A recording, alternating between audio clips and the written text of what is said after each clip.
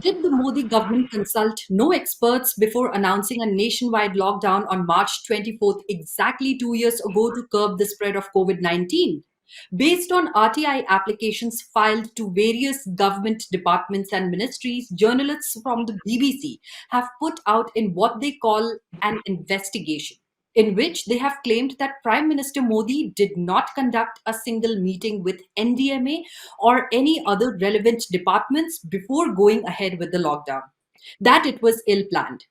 We have seen coverage of the events around the pandemic on several media channels, the panic, the propaganda that was being peddled by a section of journalists.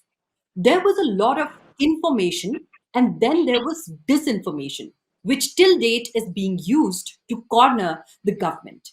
But how valid are these arguments? Hello and welcome to New India Junction. I am Richa Divedi, and to clear the air around these claims, we are joined by Priyam Gandhi Mody.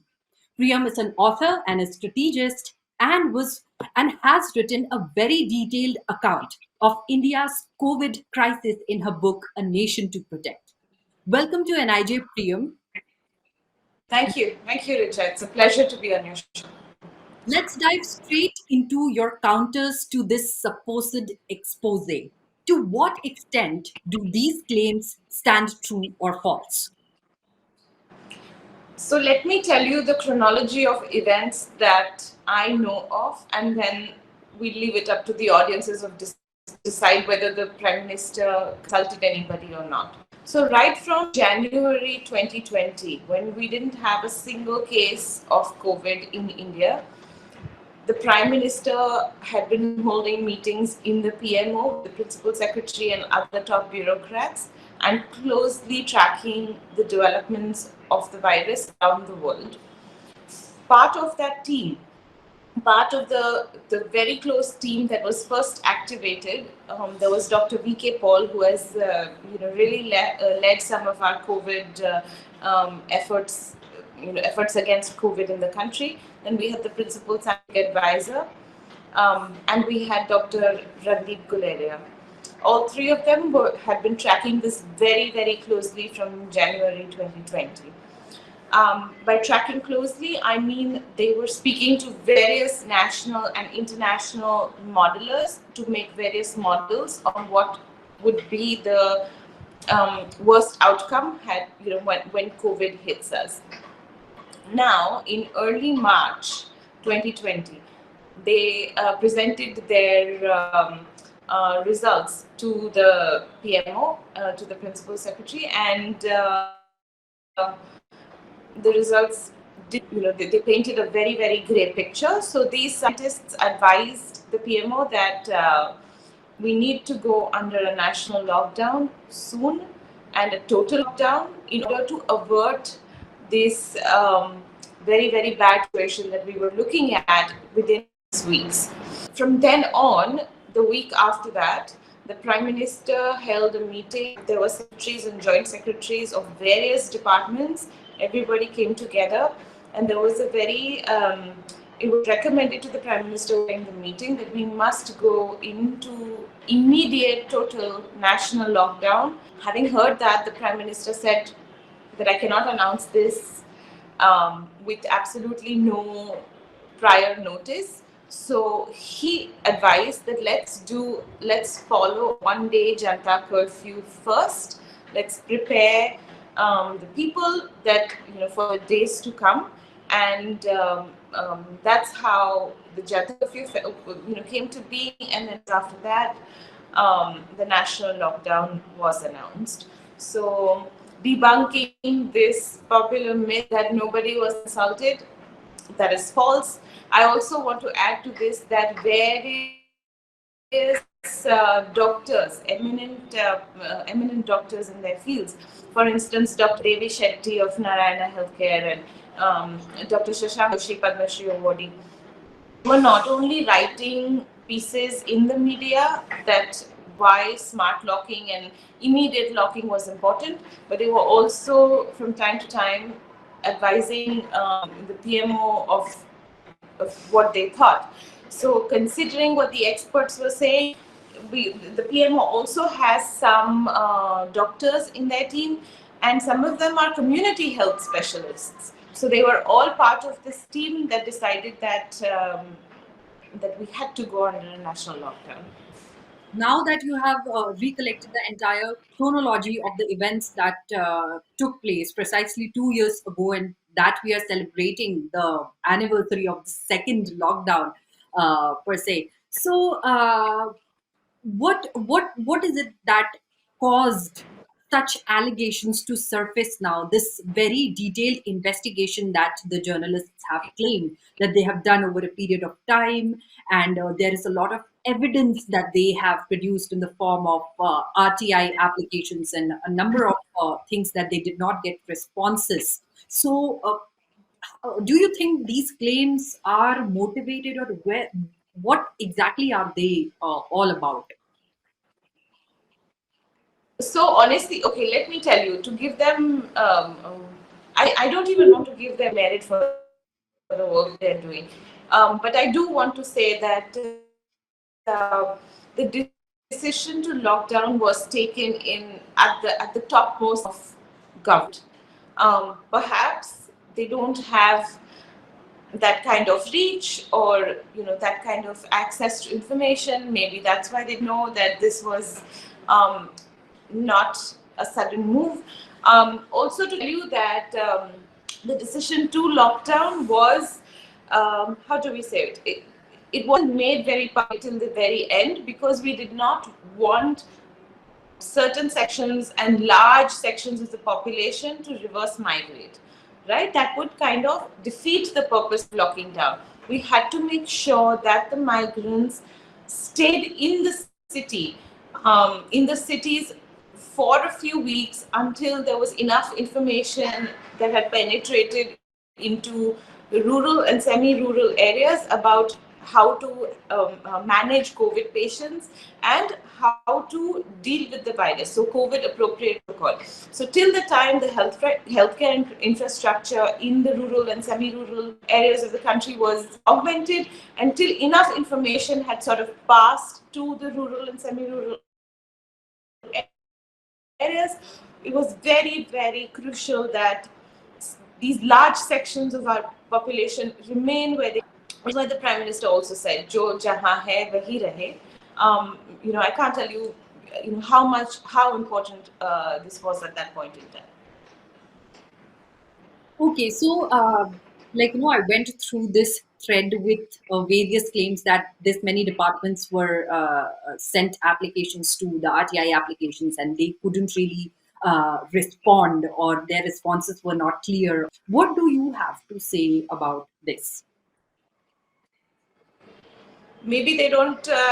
Like I said, I can't comment on the merit of their documents, um, because I don't exactly know what they have or what they don't have.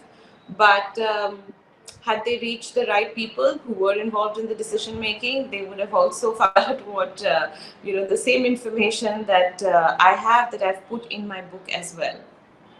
All right. So my question to you would be what would you like to say about the media coverage? Ever since the pandemic, we have seen that why is it that some sections of the media are determined to create a controversy around whatever actions the government took back then? And in addition to that, why have certain state governments, despite their failure to tackle the pandemic and quite obvious failures we saw, why have these state governments been spared the scrutiny by the very same media? Right. So I've come to this conclusion, especially after all of this research in the book, that some sections of the media have been running, an absolutely vicious campaign to discredit the government at every level, not just in the pandemic, but a little bit before the pandemic, and even today. So that these people engage in, that they're willing to go to any lengths to discredit what our country is doing. And what is most unfortunate is that some of these voices, they're finding platforms in the international media. So some of our most damaging pieces, some of our most damaging visuals have been taken and have been written by Indian journalists who are working for these international media houses as consultants or opinion writers or something, and they get that platform, they get that international platform, and I think they only get it to spread that hate, to engage in these anti-India pieces. So yeah, so that's a pattern that I've observed and that I've seen. However, it is not vice versa. We don't. Indian media does not offer that kind of platform to journalists from these other countries that have fared much worse in their pandemic handling than we have. Okay, so basically, from all the things that you have revealed today regarding the timeline of events that took place, uh, clearly something is not right with these claims that are being made with so much, and obviously they are being furthered by other sections of the aligned media houses. So, what would you like to say?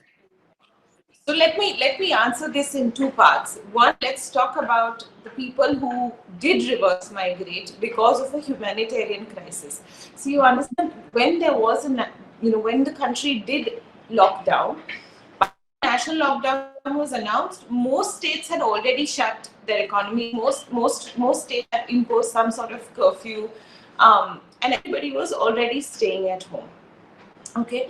However, when the national lockdown was announced, there was fear in the people, right, at every level of society, that if we, and not enough awareness and information about this new disease.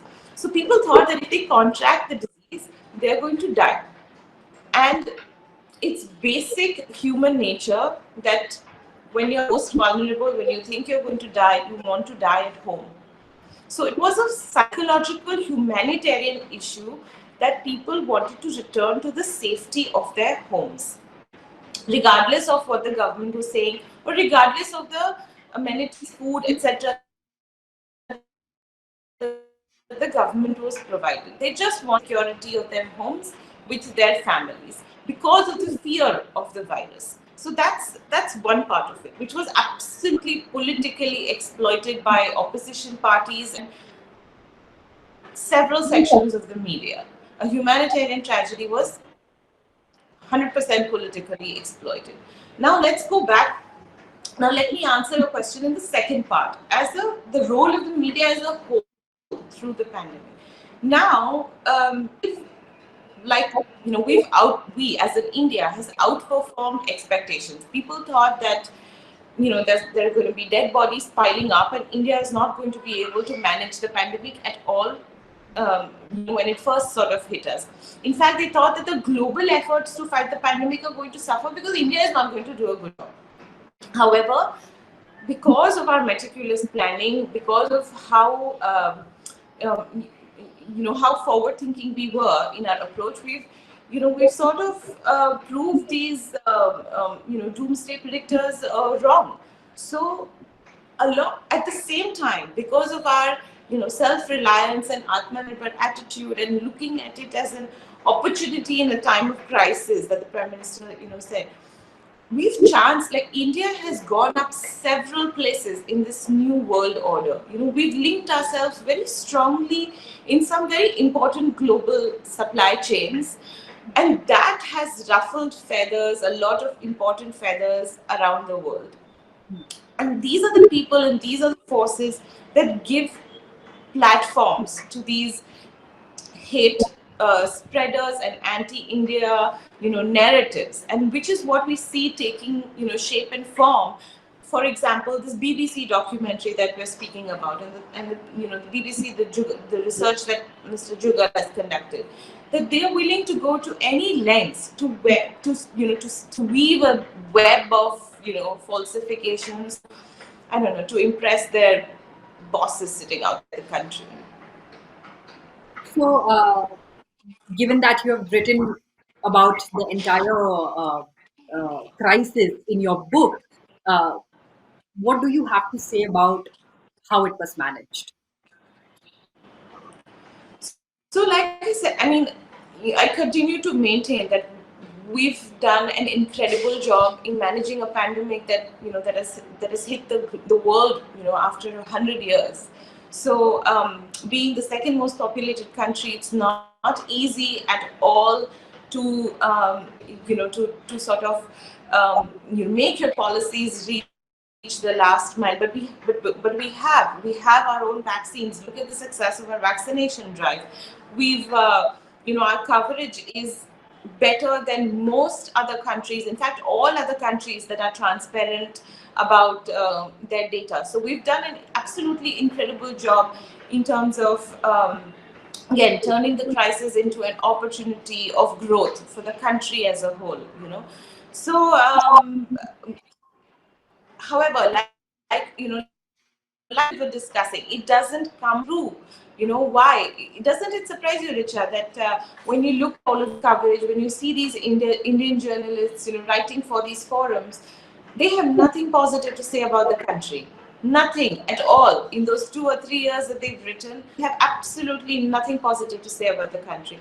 That goes on to say, the mindset, the colonial mindset that they're operating with, and how much hate they're here to spew. So that was great, Yeah. Liam. Thank you so much for joining us. I think you have done a great job in debunking whatever claims are being made, and I think it is actually going to help our viewers uh, get to both sides of the story and not just believe one side uh, straight away. Thank you. Thank you, Richa. Thanks a lot. So that was all from us today on NIJ, and we will see you on the other side again. Thank you.